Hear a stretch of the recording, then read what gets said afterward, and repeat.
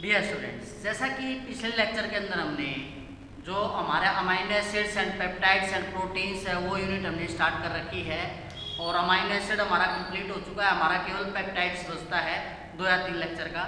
जैसा कि एग्जाम बोल रहे हैं 1 सितंबर से होंगे और ये सुनने में आया भी अब की बार जो पैटर्न होगा एग्जाम का वो MCQ होगा, मतलब मल्टीपल चॉइस क्वेश्चन। तो यहाँ पर आगे स्टूडेंट्स के लिए थोड़ी सी और दिक्कत बढ़ जाती है क्योंकि केमिस्ट्री के अंदर जो MCQ क्वेश्चन है वो बहुत टफ बन सकते हैं।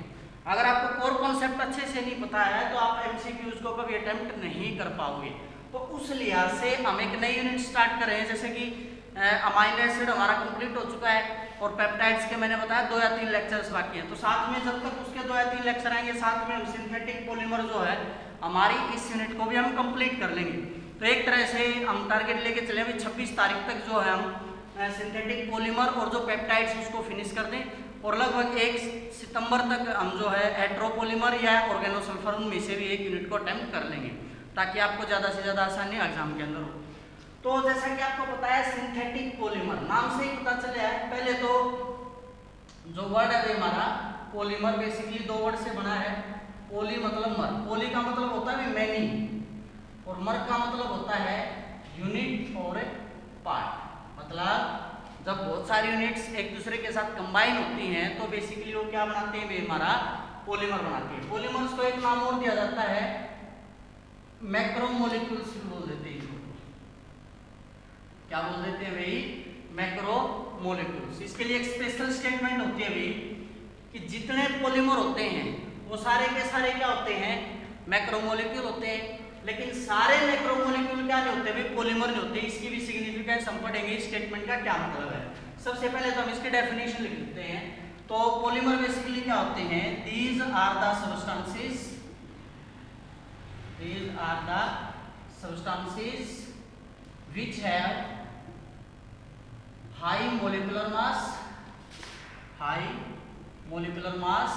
and formed by repetition of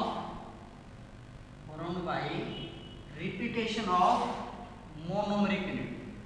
इसकी रिपीटेशन से जो बनेगा भाई मोनोमरिक यूनिट की रिपीटेशन से जो बनेगा। अब यहाँ पर एक वर्ड और आ गया है मोनोमर। मोनो का मतलब क्या होता है भाई? सिंगल, या फिर क्या बोल सकते हैं हम? वन। और मरी या मर क्या होता है हमारा? पार्ट और यूनिट, जिसके अंदर बहुत सारी सिंगल यूनिट मिल करके क्या बना देंगे भैया के हाई मोलिकुलर मास सब्सटेंस बना देंगे। उनको क्या बोल देंगे? हमें पॉलीमर बोल देंगे। बेसिकली मैक्रोमोलिक्यूल भी 2 वर्ड से बना, मैक्रो प्लस मोलिक्यूल। मैक्रो का मतलब होता है लार्ज और मोलिक्यूल आपको पता ही है लार्ज मोलिक्यूल। तो आप सपोज कीजिए जब बहुत सारी मोनोमेरिक यूनिट एक दूसरे के साथ कंबाइन करेंगे तो सीधी सी बात है भाई उनका साइज क्या हो जाएगा? लार्ज हो जाएगा। क्लियर है? तो इसलिए सारे पॉलीमर्स को क्या बोला जाता है? मैक्रोमोलिक्यूल बोला जाता है। लेकिन जरूरी थोड़ी है जो मैक्रोमोलिक्यूल है उसके अंदर बहुत सारे यूनिट्स रिपीट हो। कई बार जो मैक्रोमोलिक्यूल है यानी जिसका लार्ज साइज होता है वो सिंगल यूनिट भी हो जाती है, तो उसको हम क्या नाम नहीं दे सकते?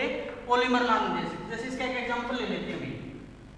अगर हम बात करें प्रोटीन की, प्रोटीन का एग्जांपल लेंगे क्योंकि प्रोटीन मैंने आपको अच्छे से समझाया भी है और आपको समझ में भी आ जाएगा।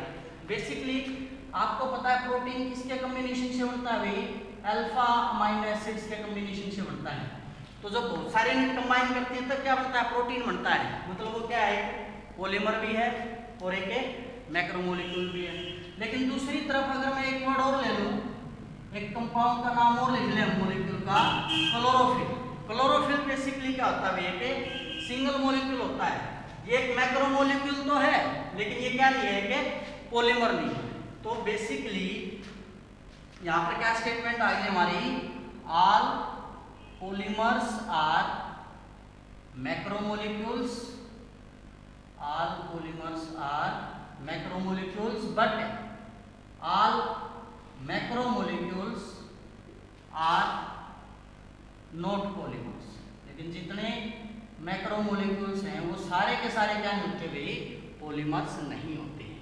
तो इस प्रकार से आप क्या बता सकते हो भाई?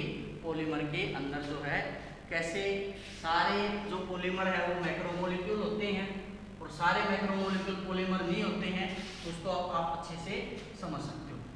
अब जब भी हम पॉलीमर की बात करते हैं तो इस यूनिट के अंदर हम डिस्कस करेंगे भाई केवल सिंथेटिक पॉलीमर। सिंथेटिक का मतलब होता है भाई मैन मेड। इंसान ने जिन पॉलीमर्स को तैयार किया भाई बेसिकली वो क्या हमारे मैन मेड पॉलीमर या फिर क्या बोल सकते हैं which are prepared in a laboratory. जो इंसान के द्वारा भाई किसके अंदर बनाए गए हैं, लेबोरेटरी के अंदर बनाए गए हैं, वो क्या हमारे सिंथेटिक पॉलीमर्स हैं। तो वैसे तो हमारे नेचुरल पॉलीमर्स भी होते हैं जो नेचर से प्राप्त होते हैं, लेकिन इस यूनिट के अंदर हमें केवल क्या डिस्कस करना है भाई, सिंथेटिक पॉलीमर्स ही डिस्कस करने हैं। तो इस यूनिट के अंदर हम केवल वो डिस्कस करेंगे।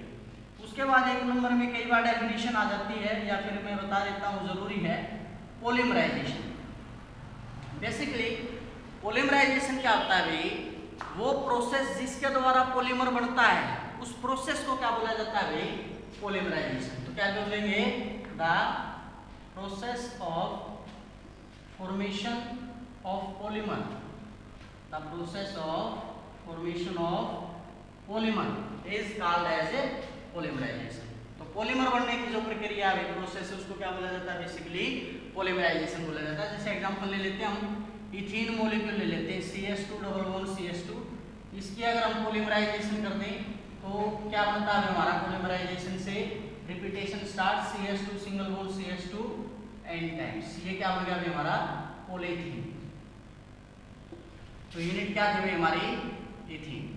अब ये यूनिट उसी को समझ में आएगी भाई जिसको जो कार्बन कंपाउंड्स है उसके अंदर, जैसे आपको पता है भाई अल्केन, अल्कीन, अल्काइन, इन तीनों का क्या फार्मूला है, क्या स्ट्रक्चर है, single bond, double bond, triple bond कैसे बनना है, ये चीजें जिसको आती होंगी। अगर आप में से किसी को इनका नहीं पता है तो मैं आपको लिंक में एक लेक्चर दे दूंगा भाई, उस लिंक के अंदर मैंने ये चीजें बेसिक्स जो है जहाँ से आपको स्टार्ट करना है, कैसे किसी भी कंपाउंड को बनाना है, रूट वर्ड कैसे लेना है, प्राइमरी सफिक्स, सेकेंडरी सफिक्स या प्राइमरी प्रीफिक्स, सेकेंडरी प्रीफिक्स, उस हिसाब से हमने कैसे याद करना है, वो सारी बातें जो आप उस लेक्चर के अंदर देख सकते हैं। क्लियर। उसके बाद हम करते हैं क्लासिफिकेशन ऑफ पॉलीमर्स। क्या करते हैं भैया हम, classification of A polymer, classification of polymer. तो जो पॉलीमर है भाई उनको बेसिकली दो तरह से क्लासिफाई किया जाता है, ठीक है।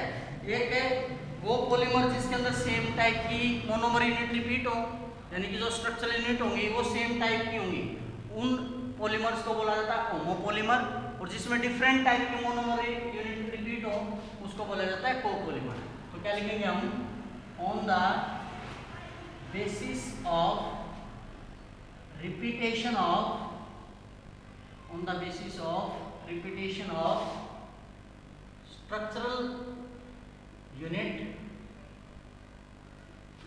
polymers are of two types, polymers are of two types। जैसे ऑप्शनल क्वेश्चन MCQ बन सकता है भाई कि आप स्ट्रक्चरल यूनिट के रिपीट के बेसिस पर पॉलीमर कितने टाइप के होते हैं, 2 टाइप के, 3 टाइप के, 4 टाइप के, या फिर इसमें आगे अब मोस्टली चांसेस है भाई एग्जाम मल्टीपल चॉइस क्वेश्चन ही होंगे, तो इससे क्वेश्चन बन सकता है। इससे क्वेश्चन कैसे बनेगा, अब हमारे जैसे 2 टाइप है, होमोपॉलीमर और दूसरी जो टाइप होते हैं वो होते हैं हमारे कोपॉलीमर। इसमें MCQ में बेस हमारा क्वेश्चन कैसे बन सकता है कि भाई आपको बोल देगा, कुछ एग्जांपल्स दे देगा और बताएगा बताओ ये कौन से टाइप के एग्जांपल से रिलेट करता है, कौन से टाइप का पॉलीमर है, होमोपॉलीमर है या कोपॉलीमर है। या फिर आपको बोल देगा बताओ होमोपॉलीमर का एग्जाम्पल इनमें से कौन सा, नीचे 4 ऑप्शन आपको दे देगा, तो आपको आइडेंटिफाई करना होगा होमोपॉलीमर क्या है।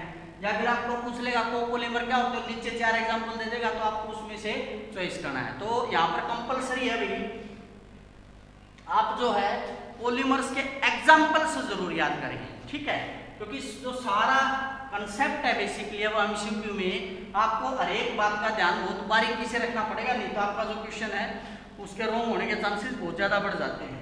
तो बेसिकली ये 2 वर्ड से बना हुआ होमोपॉलीमर, होमो स्टैंड करता हमारा सेम के लिए, और पॉलीमर का आपको पता ही है कोपॉलीमर, को बेसिकली स्टैंड करता है भाई कंडेंसेशन के लिए। अगर आपने मेरा भाई पेप्टाइड्स वाला लेक्चर देखा हो, वहाँ पर मैंने कंडेंसेशन को बहुत अच्छे से समझाया भाई कि कंडेंसेशन कहीं पे भी वर्ड आ जाता है तो उसका मीनिंग क्या होता है। तो सबसे पहले हम बात करेंगे होमोपॉलीमर। होमो का मतलब क्या है, सेम, मतलब वो टाइप ऑफ पॉलीमर जिसके अंदर जो स्ट्रक्चरल यूनिट होंगे, रिपीटिंग यूनिट होंगी, वो क्या होंगी, सेम।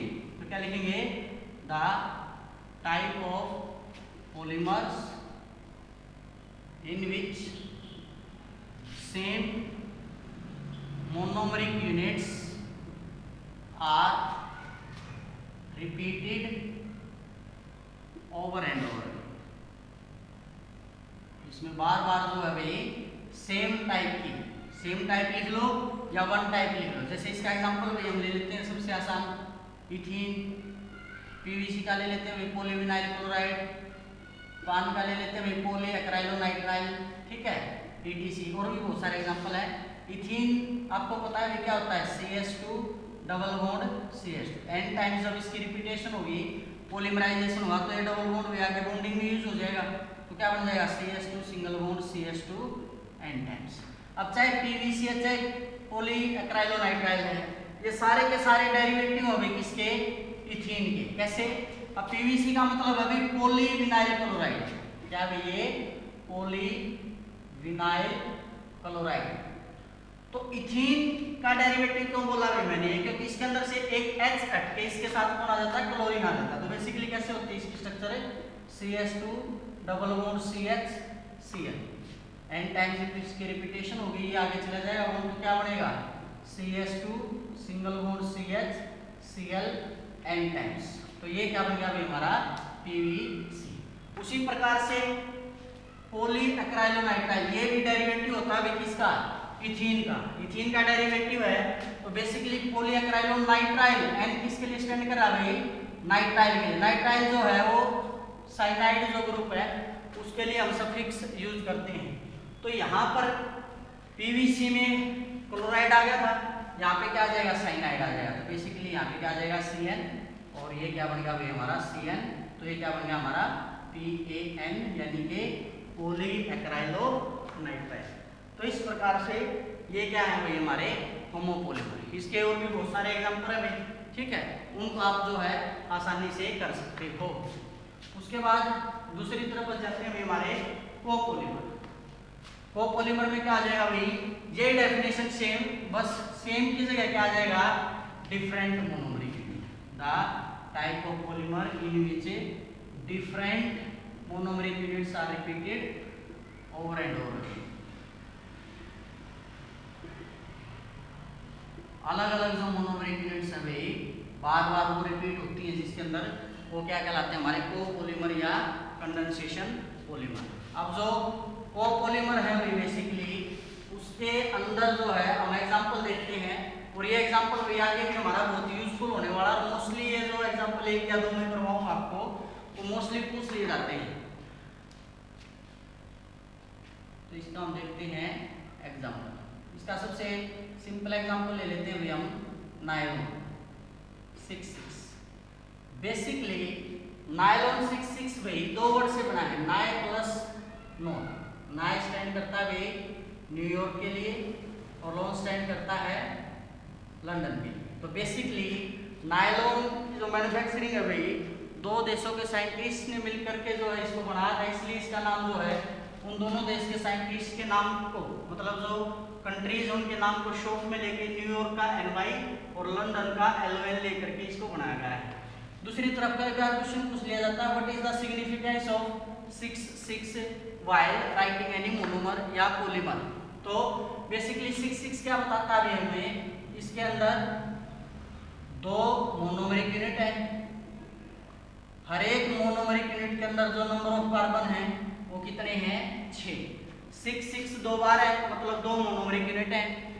पहली मोनोमरिक यूनिट के अंदर 6 कार्बन है, दूसरी मोनोमरिक यूनिट के अंदर 6 कार्बन है। तो इस प्रकार से क्या लिखते हैं हम, नायलॉन 66। तो क्वेश्चन कैसे आ सकता है, मैंने बताया था आपसे क्या पूछ सकता है, नायलॉन 66 की मोनोमरिक यूनिट्स पूछ सकता है, ठीक है। तो बेसिकली जो मोनोमरिक यूनिट है वो होती है इसकी hexamethylene diamine and adipic acid. Hexamethylene diamine and adipic acid. अब भाई इन नाम से ही हम इनकी स्ट्रक्चर बनाएंगे। बेसिकली हेक्सामिथाइलिन मतलब CH2 जो है हम कितनी बार लेंगे, 6 बार। हेक्सा मतलब 6, मिथाइलिन हो गया हमारा CH2। डाई अमीन, डाई का मतलब 2, अमीन होता है हमारा कौन सा ग्रुप है, NH2। तो इसके साथ हमारे 2 NH2 ग्रुप, इनको मैं ऐसे कंबाइन कर देता हूँ। अब इसको ऐसे लिख लो या इसको ऐसे लिख लो भाई, कोई फर्क नहीं है। CH2P6 इसको कंबाइन करके लिख लो, NH2 कोई फर्क नहीं है, n टाइम्स।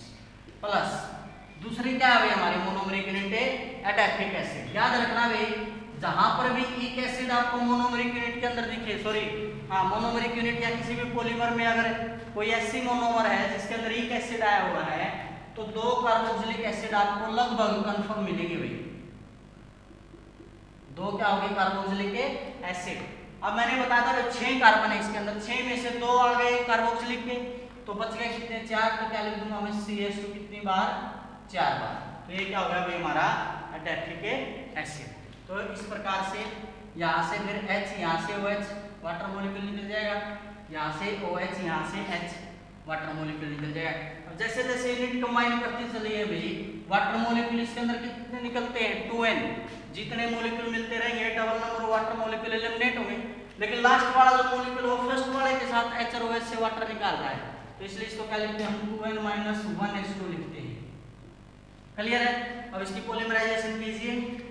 पॉलीमराइजेशन स्टार्ट करने का सिंबल ऐसे, पॉलीमराइजेशन स्टार्ट होगी, H निकल गया हमारा, क्या बच गया, NH। CH2 कितनी बार भाई, 6 बार, NH C double bond O, CH2P 4, C double bond O n times. तो इस प्रकार से ये क्या बन गया भाई हमारा, नायलॉन 66। इसको नायलॉन 66 नहीं बोलेंगे भाई, नायलॉन 66 बोलेंगे। अब एक बात और आती है, किसी भी यूनिट का जो फर्स्ट लेक्चर में स्टार्ट करता हूँ भाई आपको, चाहे आप MSc लेवल पे मैं कोई लेक्चर डाल रहा हूँ, चाहे मैं BSc लेवल पे डाल रहा हूँ भाई, आपको पता है पहले लेक्चर के अंदर मैं केवल उसका बेसिक डालता हूँ। तो उससे क्या होता है, काफी स्टूडेंट्स को लगता है सर ये तो 11th 12th वाली बात अब आप हमें बता रहे हो, हम फाइनल ईयर के स्टूडेंट्स हैं और आप हमें ये बातें क्यों बता रहे हो भाई। तो मेरा मानना है कि भाई अगर कमजोर बच्चा भी वीडियोस को देखे, कमजोर का मतलब ये नहीं, कमजोर तो कोई नहीं होता, हमारे माइंड अगर हम अपने आप को कमजोर मान लेते हो तो हम कमजोर हो जाते हैं, ठीक है, वो सोच पे डिपेंड करता है आप क्या सोचते हो खुद के बारे में। तो स्टूडेंट्स का कमेंट आता है सर आप इतना बेसिक से क्यों स्टार्ट करते हो, आप डायरेक्ट जो है वो क्वेश्चंस क्यों स्टार्ट नहीं करते जो हमारे एग्जाम में आने वाले हैं भाई। तो अगर कोई स्टूडेंट चैनल पे आया भाई और उसको ये नहीं लगा कि बिल्कुल बिगिनिंग से नहीं स्टार्ट हुआ, तो भी मेरे को नहीं लगता हमारा जो वीडियोस बनाने का उसका कोई फायदा है। हर एक स्टूडेंट को ये लगना चाहिए, चाहे वो कमजोर आए चाहे वो इंटेलिजेंट स्टूडेंट आए, अगर वो हमारे चैनल को खोल के देखता है तो उसको लगना चाहिए कि हाँ ये चीज़ें मैंने देखी हुई है, और आहिस्ता आहिस्ता सर जो है वो हमें बेसिक से एडवांस की तरफ लेकर के जा रहे हैं। तो इसलिए जो है कोई स्टूडेंट ये ना सोचे कि ये जो बातें हैं वो बेकार है, इनमें कोई ना कोई पॉइंट आपको ऐसा जरूर मिलेगा जो आपने पहले नहीं पढ़ा होगा या जो आपके लिए नॉलेजफुल होगा। तो इन बेसिक की जो बातें हैं आप उनको फिजूल ना समझे, उनको इग्नोर मत करें कि ये लेक्चर तो मैं स्किप कर देता हूँ, मैं नेक्स्ट लेक्चर ही देखूंगा, तो उसको भाई कहीं ना कहीं कंफ्यूजन हो जाएगा। उसके बाद मान लिया एक पॉलीमर और ले लेते हैं भाई हम, नायलॉन 610।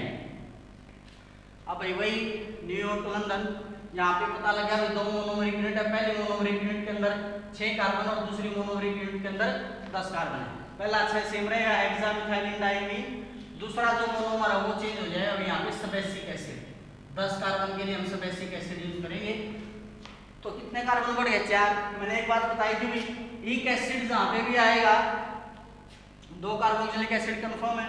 अब 10 में से 2 कार्बन कार्बोक्सिलिक के आगे बच गए कितने, 8, तो क्या लिख देंगे हम CH2P8। तो पॉलीमर जब बनाएंगे तो यहाँ पे मैं अगर 8 लिख देता हूँ तो ये क्या बन गया भाई हमारा नायलॉन 610। क्लियर है। तो इस प्रकार से जो है भाई यहाँ पे इसको कर सकते हो। जो बेसिक वाली वीडियो में बोल रहा था वो जरूर देख ले, क्योंकि अगर आपको नाम देख करके देखो भाई, पॉलीमर को समझने के 2 ही तरीके हैं। अगर आपको फार्मूला पढ़ते ही स्ट्रक्चर ध्यान में आ रही है, मतलब आपको बहुत आसानी से पॉलीमर आ जाएगी, और स्ट्रक्चर देख के अगर आप उसका नाम लिख सकते हैं तो भी आपको पॉलीमर आसानी से आ जाएगी। तो ये 2 चीज़ें कंपलसरी है, और इसके लिए जो वीडियो आपको लिंक में दिया गया आप उसको जरूर देख लें, ताकि जो नेक्स्ट वीडियो जो मैं आपको पॉलीमराइजेशन करवाऊंगा उसके बाद जब हम मैकेनिज्म पढ़ेंगे वो चीज़ें आपको बहुत क्लियरली जो है विजिबल हो जाए, पॉइंट जो आपके बिल्कुल क्लियर हो जाए। आज के लेक्चर में इतना ही। Thank you.